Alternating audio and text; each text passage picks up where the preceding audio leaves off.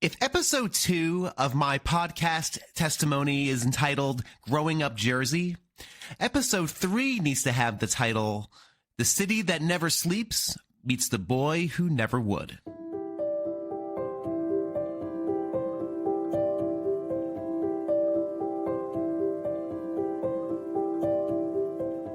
But it all started with a phone call. On December 7th, 1998, my mom and myself and brothers and sisters sitting down for dinner around 6 o'clock in the evening.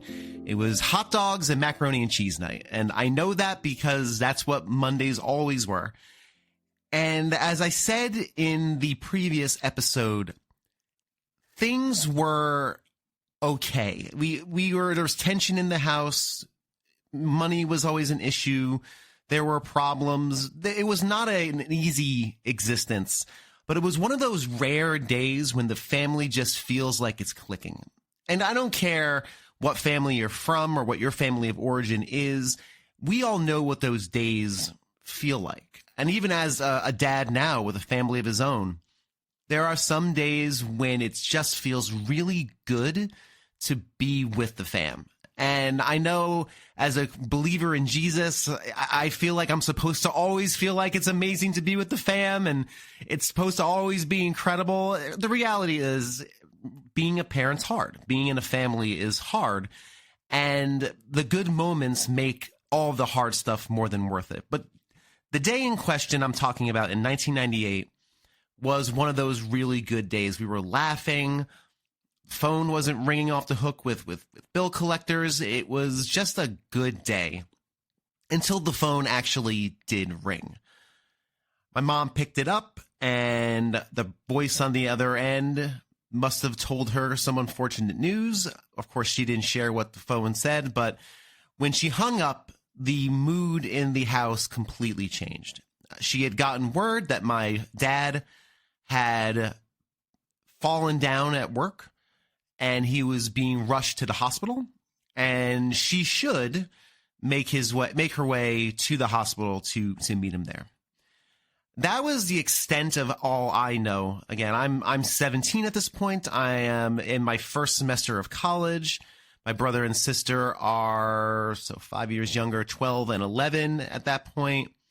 So my mom asks a friend of ours to drive us to the hospital. And she asks my grandfather to come and watch the kids. Now, and this is to me, obviously, and I go with my mom to the hospital. I'm 17. I'm there for support or whatever. We don't really know what the situation is. And when we got there, they ferried us into this small little meeting room. I'll never forget what the room looked like. I know what the paintings looked like. I know what the little water fountain with those little conical paper cups looked like. I can feel the fabric of the chair. I can feel the coolness of the metal. I can almost smell it. Within a few minutes, the doctor comes in and gives the bad news that my dad had passed away. My dad literally fell down in the entryway of the job he was working at, and he never even made it to the hospital. I think he was dead on arrival when the paramedics arrived. And I remember distinctly feeling the air leave the room. My mom, of course, distraught. Me, I don't know what to think, what to feel. The first thing I do is I leave the hospital and I call my best friend Joey, who I mentioned in the previous episode. Just telling him my dad died. My dad passed away. It was the most sudden way someone can go.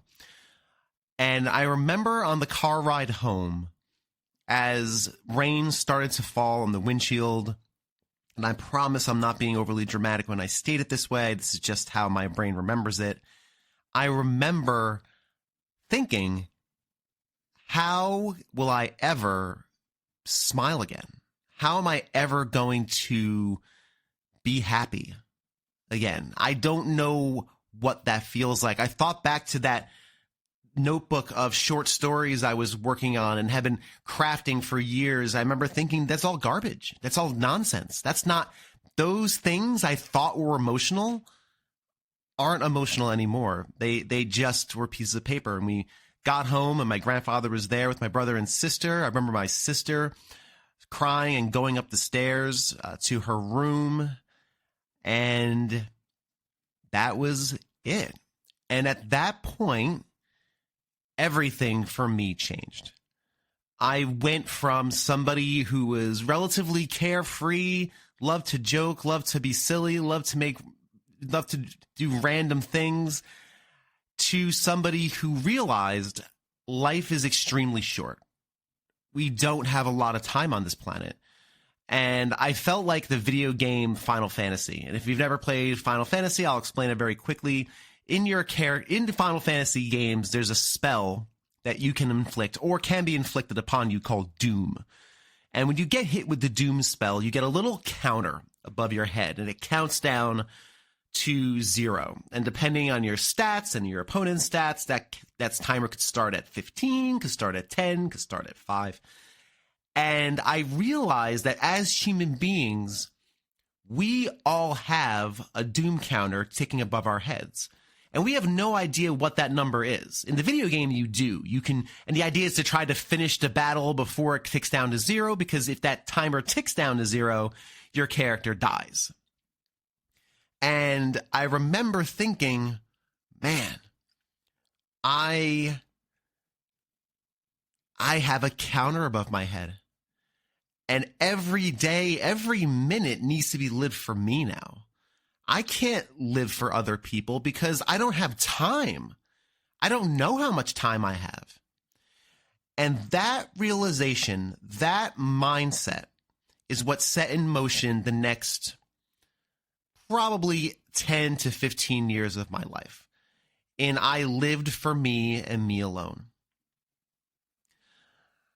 Before I continue, I do want to make one thing very clear. This episode, if it gets to a point where I need to put a trigger warning in, I will.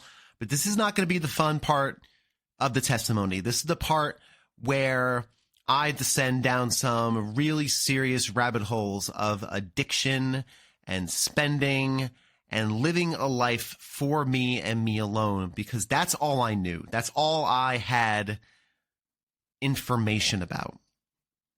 And if that's not your cup of tea, then the next episode will be the third and final episode of the testimony, will be more traditional, coming to Jesus, coming to faith. That's more fun. But this one is going to be a bit rough. I do want to make it very clear that my goal with this is not to be completely sad. This period of time, I call it my New York season. Good things happen too. There was a lot of good things. So what my goal for this is to balance out the tough stuff with good things. So it's not just a funeral dirge for the next 35 to 40 minutes, because that's not the true story.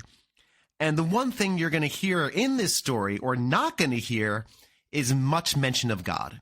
Because to me, God was absent. God was not in the equation. How could he be? What did I do wrong to cause my dad to die? And I had thoughts about what I had done, and I took some blame for my dad's passing, and I held on to that blame for years and years. And I'll talk about that maybe as we go forward. But how could I sign up for a good and loving God that would let a dad die with no preparation, with no warning, leaving 2 kids, a third in college, and a wife behind whose only source of income was a part-time job working at the elementary school library? How could I possibly ascribe any value or fealty to that sort of deity? So when that all went down, as we did, this is northern New Jersey. This is late 90s, early 2000s. We were not as progressive as we are these days.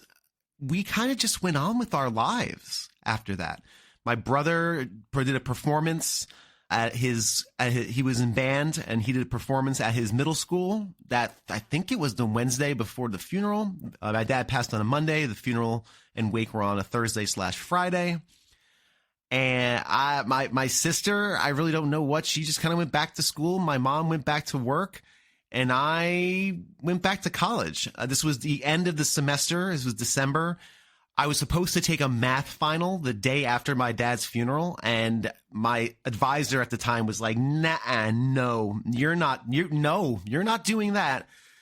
So they ended up giving me an incomplete in the course, which completely ruined my math studies for the next year because they lost finals, and then I had to retake the Math 103 final in the second semester right after the Math 104, and then they lost the Math 103, so I had an incomplete, and then they put me in calculus my second year, and it just wrecked everything as far as my math goes. And the school I went to was the New Jersey Institute of Technology, which was a very math-centric engineering school. So without that math basis, it really rocked my scholastic career in some pretty serious ways. And maybe I'll get to that later on. But as far as I go, I realized again I had to live for me. And that manifested in a number of different ways. One of the big ways that manifested was when my dad passed. He passed away before his father did, my Grandpa Tucker. And when Grandpa Tucker passed away, my dad was already gone. The inheritance was supposed to go to him. But instead of going to him, since my dad was passed, it got chopped up into 3 bits, one for each of the Tucker kids, held in trust until we were 27 years old, in which case we would then get disbursement. And the idea was that the monies up until that point was to be used for educational purposes, used to pay for college things. That's how I bought my first real car that wasn't a piece of junk. It was to be used for school and school-related expenditures. And I gotta tell you, it's not a good idea to take a 25-year-old kid, and I still say kid because I still have the emotional intelligence of a child at that point. It's not a good idea to take an early 20-something in college and slide them a piece of paper with a very large number on it saying, when you turn 27, this money will be yours. I'm not going to disclose the amount it was here because that gets into my brother and sister's story and my mom's story. I don't want to tell their story. I want to keep it on me because their stories are for them to tell. So I'm not going to disclose the actual amount here, but it was quite a bit of money. We're talking substantial money. I'm also not going to talk about any of the financial repercussions due to my dad's passing. My family went through a ton of different financial loops and hurdles. Again, not my story to tell. That's for my mom to share if she wants to share it.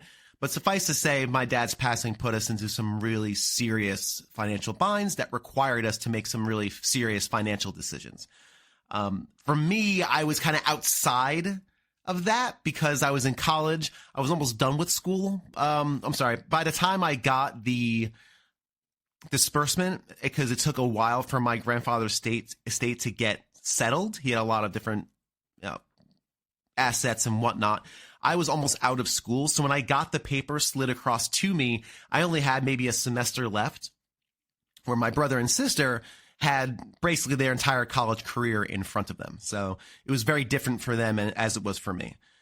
So when you find out you have this life-changing amount of money just sitting someplace waiting for you, you realize that money doesn't matter, or you think it does. I remember the day I got that piece of paper slid over to me. I was driving back to the house. I was driving home, and I swung by Dunkin' Donuts. And I said, you know what? I'm going to get myself a culotta. Because you know what? Why not? I don't have to worry about money ever again. Those were literally the words that came out of my 24, 25-year-old brain. Wow, I'm good. And that mentality set into motion over a decade's worth of overspending, living too large, living too fast, and living extremely wastefully. My college experience after my dad's passing was okay. I did radio. I was at the New Jersey Institute of Technology for a computer science degree, but I really did radio. I spent all my time in the radio station talking into microphones as I do now. I was still very into the ska scene, so I did a ska radio show, and I also did other shows. I ran the radio station for a while, and I found, again, my community at the station. I found my community, again, not in frats or anything like that, but in the radio station. So once again, there was really no need for God or religion. I had my place. I had friends at work. I worked at King's, which was still exists. It's a high-end supermarket, like a Whole Foods competitor. I worked in the deli and sometimes seafood department.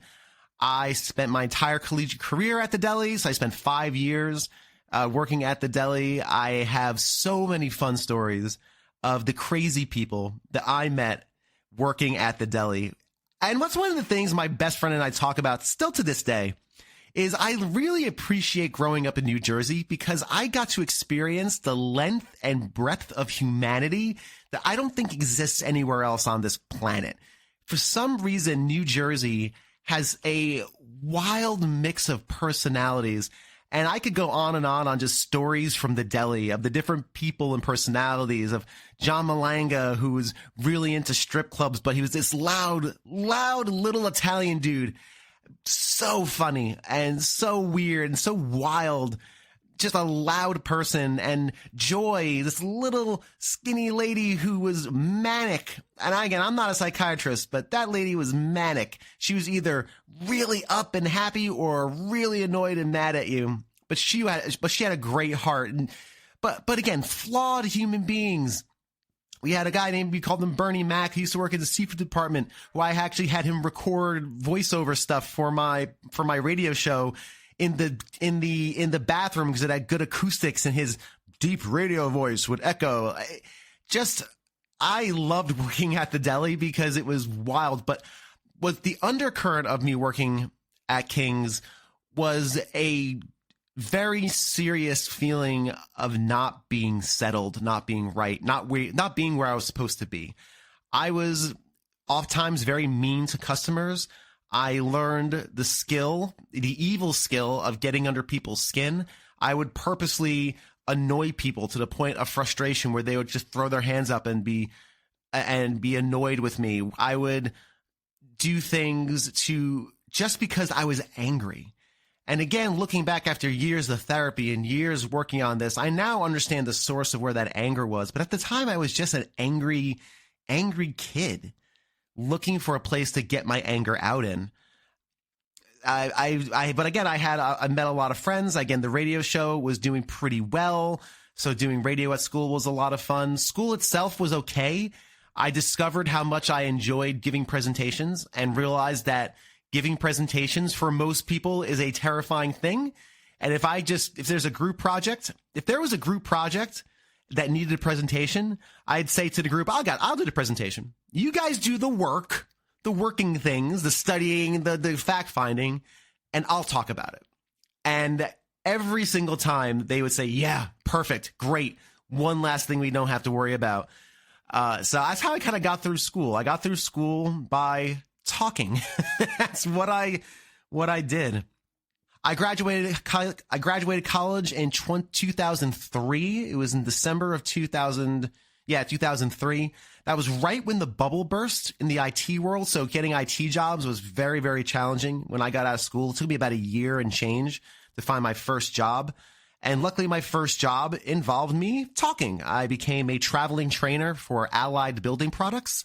It's a roofing, siding, interior products, material delivery company that would send different trucks to job sites with material on it. So if you're getting a house built, you got these trucks show up with all this material on it, siding and drywall and all the stud and track and all that fun stuff.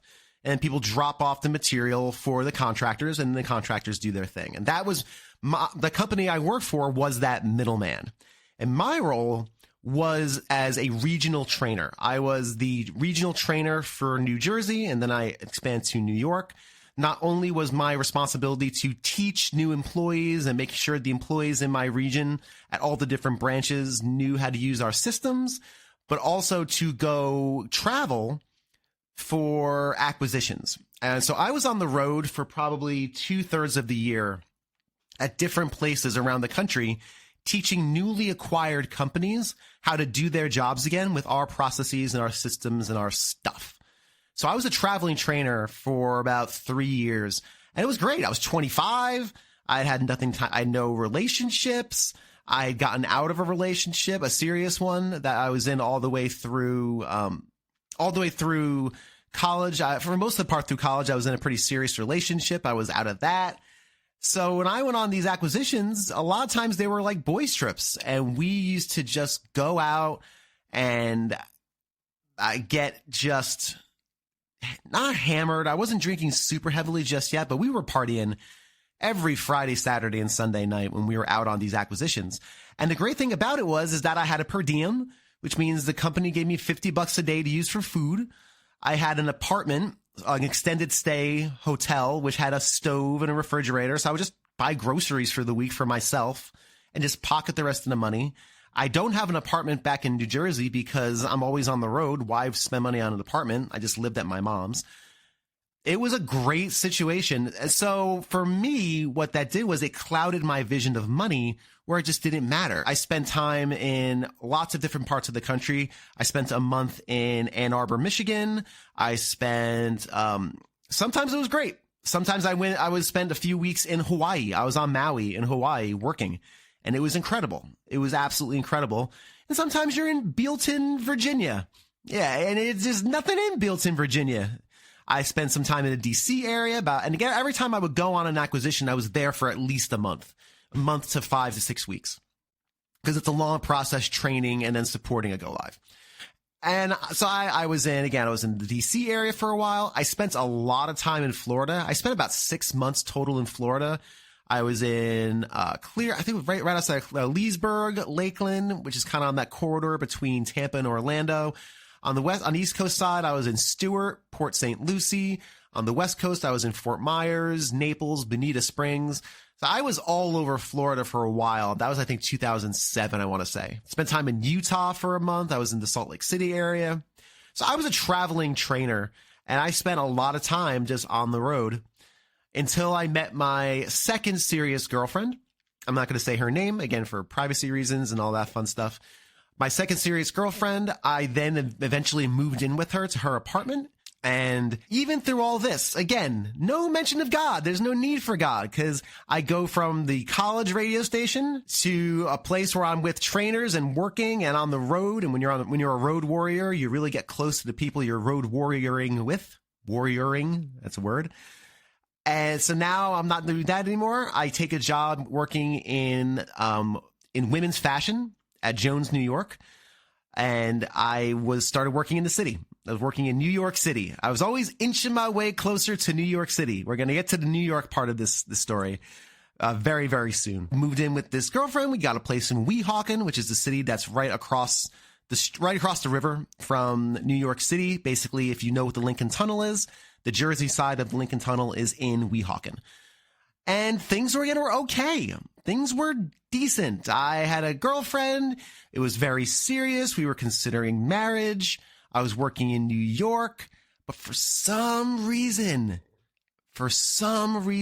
I couldn't shake this anger, this unsettlement, this feeling of something's not right. And all throughout this time, I'm spending money on stupid things. I'm spending $2,000 to go to a New Year's Eve gala at the Marriott Marquis. Why? Because money doesn't mean anything. There's more money to come. Who cares? We're spending money on vacations to Mexico and eating out every night and just the little paper cuts that cause the giant bleeding when it comes to finances. Because I was constantly trying to fill a hole in my heart that I didn't know how to fill, that was there. And I didn't understand what was supposed to fill that. And I'll talk about what filled it next week. But for now, I'm trying to fill this hole with stuff and money and experiences. And I'm not even drinking yet. I'm not drinking is a light thing for me. I'm not even at the boozing part of the story yet. The relationship with my girlfriend at the time became very toxic and very codependent. I realized after a shopping spree with my newfound friends at Jones, New York, that I could not be with that partner anymore. We broke up in the fall of 2009, and that is when I finally moved to New York City. It was my secret dream for a long time, moving to New York. So I moved to New York, and I was finally at the age of 29, truly on my own, truly self-sufficient, not living with a girlfriend, not relying on my mom's house for housing while I wasn't on the road traveling. I was finally on my own, doing my own thing.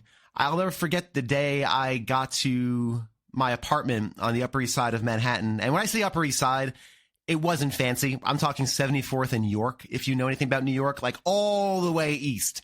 East River, the 2nd Avenue subway wasn't the thing yet. It was just all the way east, feet dangling in the East River, as I like to say. And I was on my own. I remember the night I moved in and signed the papers and moved in.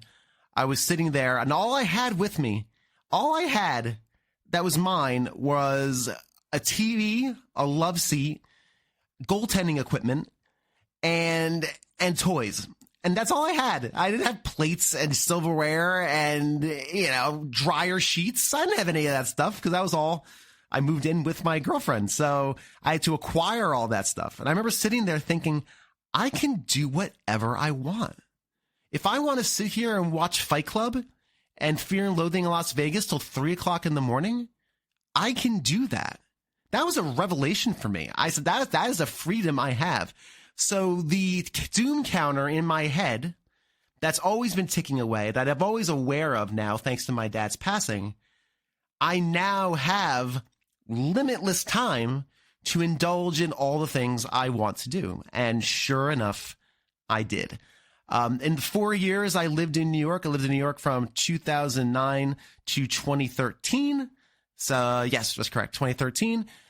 So it was basically 2010 to 2013 because it was the tail end of 2009. 2010 basically to 2013. I lived in New York. I wanted community. As the one thing I always needed was community. And as a late night person, I'm just wired to be a late night person. I found my community in Irish pubs and bars. And that began my decade-long lifestyle of heavy drinking. After years of being in therapy and being in recoveries and all these other different things, I now recognize I don't like to label myself as an alcoholic. That is a level I don't think I ever reached, but I absolutely had an extremely unhealthy relationship with alcohol. Extremely unhealthy. I was going out to the bars 4 to 5 nights a week, usually rolling home around 1 or 2 o'clock in the morning. I would spend ungodly amounts of money at these establishments. But again, it wasn't all negative.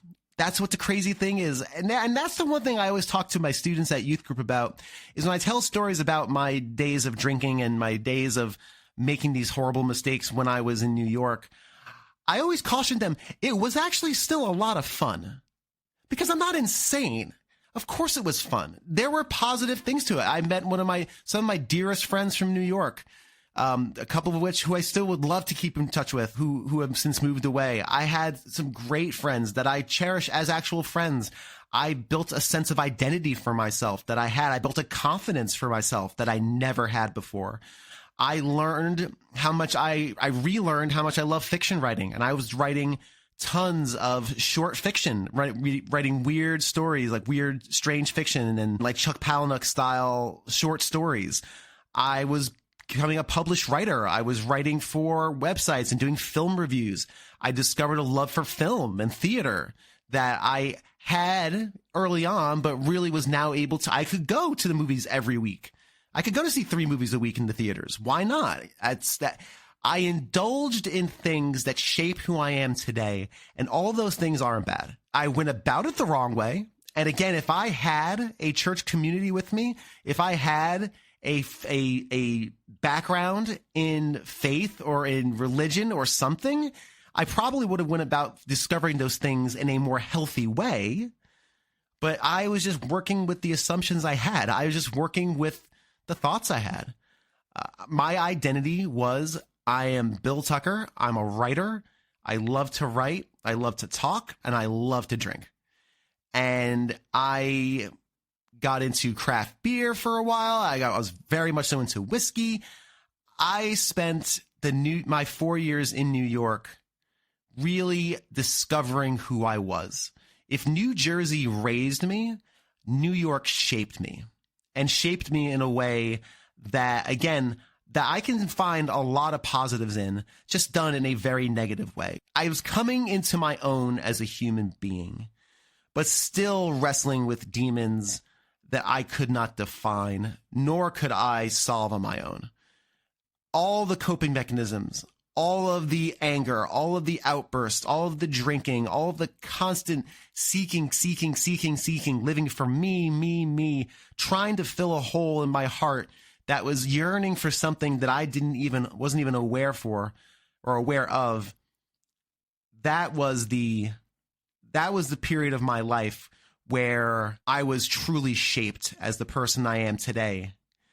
And in next week, we'll talk about how God refined me into the person he wants me to be, and is still refining me. He ain't done.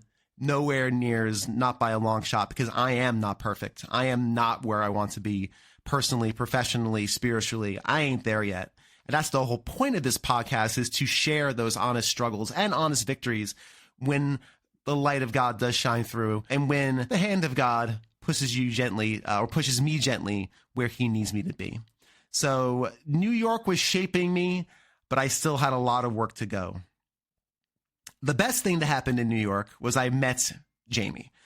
Jamie Crosby, as she was known then. She also worked at Jones New York. She was a colorist and merchandiser for their main line.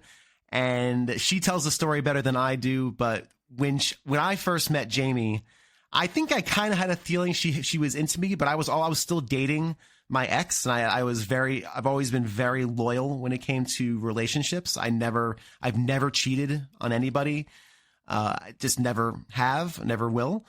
And so I was not available. But when I was available, I moved to New York, Jamie was definitely like, but she was very kind and sweet and waited and patiently.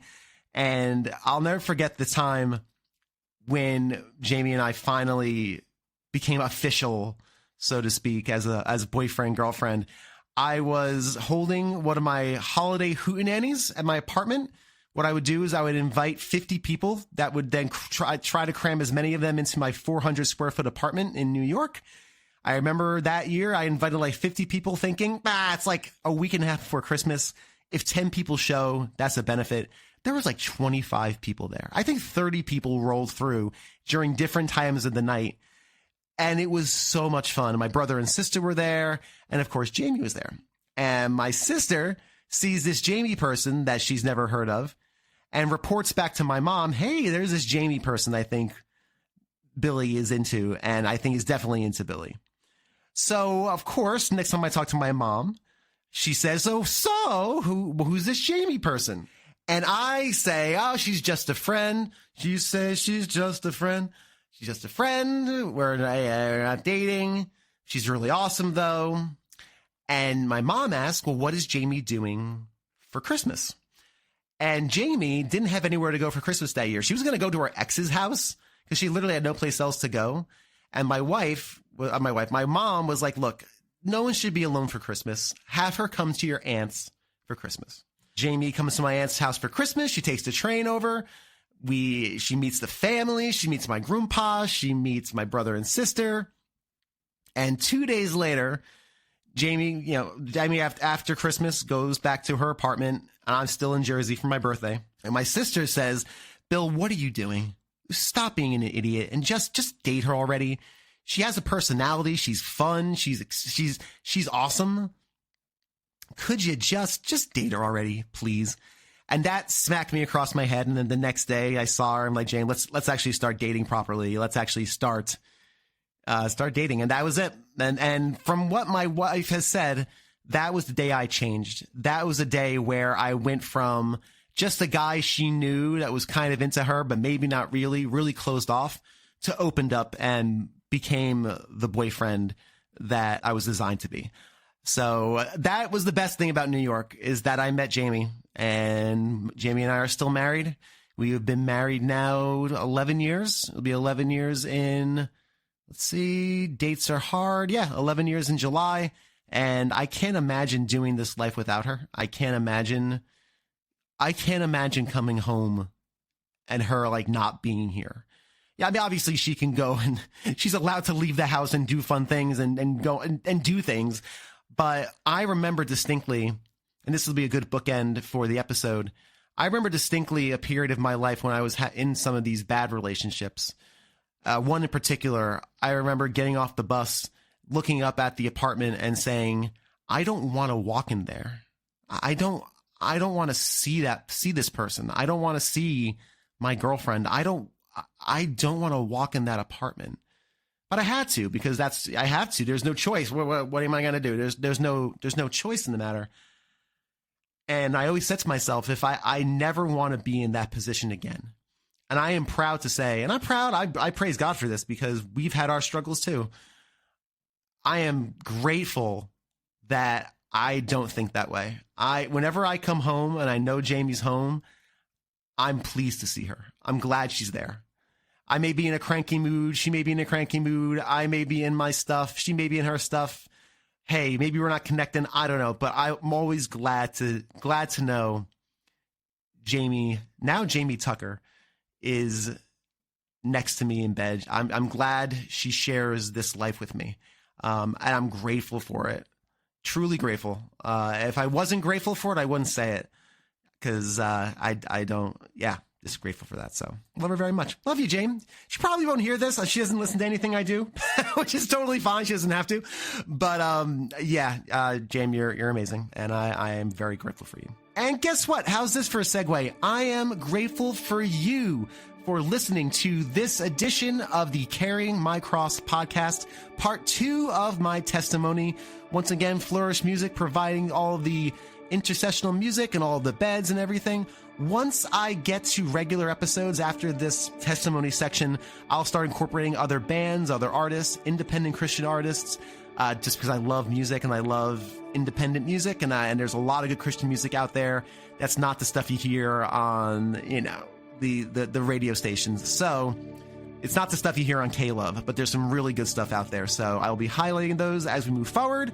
If you haven't done so already, check me out on Instagram and TikTok. I post clips to this show, try to get the occasional prayer requests in, and just try to fill out those feeds with good positivity, because heaven knows we could all use a little bit of that throughout the day, and honesty as well. And if you want to reach out to me, I've had a couple people reach out via email, which is super cool. Thank you for doing so. Please continue to do so. If you have feedback on the show, things you'd like to hear, ideas for sections, I will give you credit. Can't give you cash right now, but I can definitely give you credit. You can reach out to me at carryingmycrosspod@gmail.com. That's carryingmycrosspod@gmail.com. Love to connect with you and get your feedback on the show.